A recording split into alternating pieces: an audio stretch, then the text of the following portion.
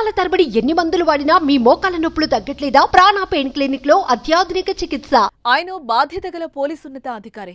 అన్యాయం జరిగిందని తమ దగ్గరకు వచ్చేవారికి న్యాయం చేయాల్సిన బాధ్యత ఆయనపై ఉంది. అటువంటి బాధ్యతాయుతమైన హోదాలో ఉన్న ఆ అధికారి ఆస్తుల కోసం కన్న తల్లిదండ్రులను వేధింపులకు గురి చేశాడు. తన పలుకుబడితో వారికి నరకం చూపిస్తున్నాడు. దీంతో విసిగిపోయిన వృద్ధ దంపతులు రాష్ట్ర డీజీపీని ఆశ్రయించారు. కొడుకు వేధింపులు తట్టుకోలేకపోతున్నామని, మీరే మమ్మల్ని రక్షించాలని డీజీపీని వేడుకున్నారు.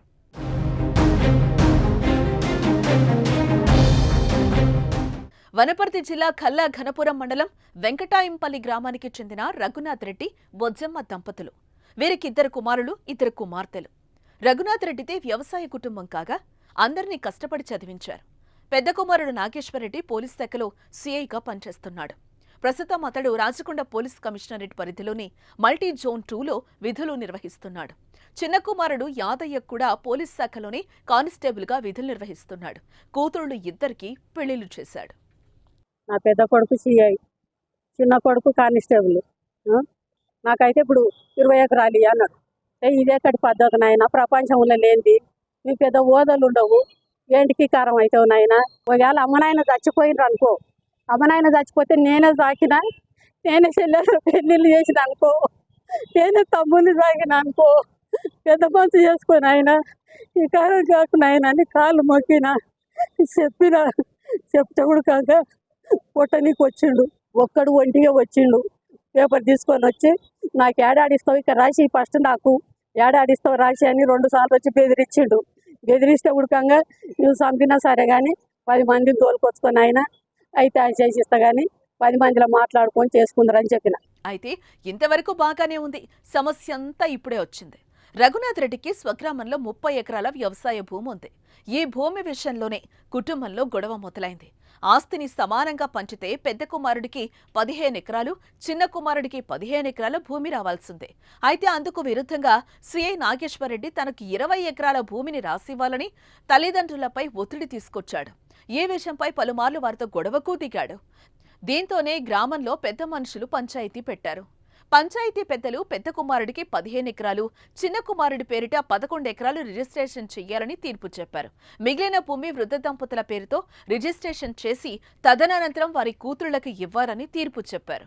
పెద్ద కొడుకుకు 15 ఎకరాలు, చిన్న కొడుకు 11 ఎకరాలన్నర ఇచ్చినాక మళ్ళీ ఇప్పుడు మళ్ళీ వస్తుంది నాకు, మళ్ళీ వస్తుంది నాకు ఇవ్వాలి. ఇచ్చిన దగ్గర ఎవరు చేసేది లేదు అని అందరిని ఆపిండు, కవులలో ఆపిండు. అందరిని ఊళ్ళే మొత్తం ఎన్ని టాక్టాలు ఉంటే అన్ని టాక్టాలు రక్కు, ఎవరు పోయినా మీ మీద కేసు చేస్తా అని అందరినీ బెదిరించిండు. చుట్టుముట్టు తాండలు ఉండే, తాండలను కూడా బెదిరించిండు.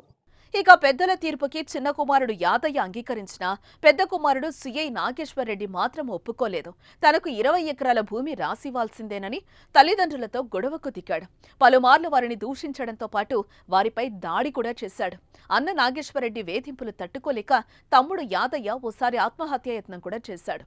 ఈ నేపథ్యంలో కుమారుడి వేధింపులు తట్టుకోలేని తల్లిదండ్రులు డీజీపీని ఆశ్రయించారు.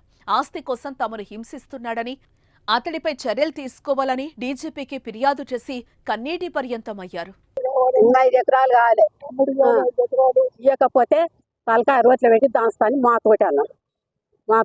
తలకాయ రోట్లో పెట్టి దాంస్తా, నరికి పొలిజాలుతా తమ్ముని. అట్లా మామూలు ఏమంటాడు, నేను చెప్పినట్లు వింటావా లేదా, నీవే నేర్పుతున్నవే తమ్మునికి అంటాడు. ఇప్పుడు పారకాతి ఎట్లుందో, వాళ్ళ రిజిస్ట్రార్ రూల్ ఎట్లుందో అట్లే ఎవరి దాళ్ళు చేసుకోమని సార్. లొల్లులు వద్దు, నువ్వు చెప్తున్నాన్న ఇంటడేమో నాగేశ్వరరెడ్డి అని నీ తానికి వచ్చినాను సారు, నీ కాళ్ళు మోపుతాను సార్ అంటే అంత ఆయన కొనాలంటే నడుగుండి బయటికి మీరు నడుగు, దమాకు లేదు మీకు, బయటికి నడుగుండ్రని అన్నాడు.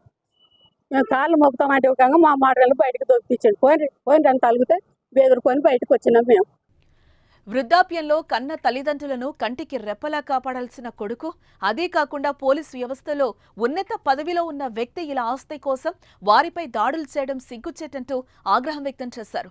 పోలీసులు అధికారి ఉన్న కొడుకు తల్లిదండ్రులకే న్యాయం చేయకపోతే ఇంకా సమాజానికి ఏం చేస్తారంటూ కామెంట్స్ చేస్తున్నారు.